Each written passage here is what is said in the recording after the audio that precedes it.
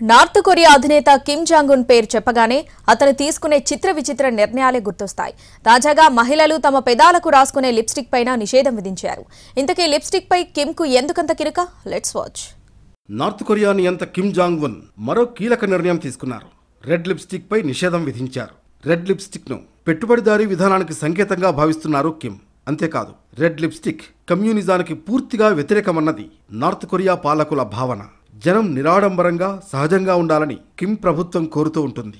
Lipstick వేసుకోవడం తమ దేశ నియమాలకు విరుద్ధమంటారు అక్కడి నేతలు. వివిధ ఫ్యాషన్ బ్రాండ్లపై నార్త్ కొరియాలో నిషేధం ఉంది.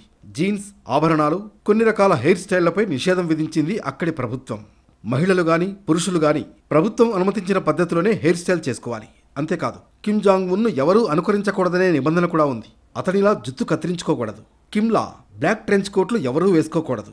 కాదు కూడదు అని ఎవరైనా ప్రవర్తిస్తే కఠిన శిక్షలు విధిస్తారు, భారీ జరిమానాలు వేస్తారు. వాస్తవానికి విదేశీ సంస్కృతిని నార్త్ కొరియా తీవ్రంగా వ్యతిరేకిస్తుంది.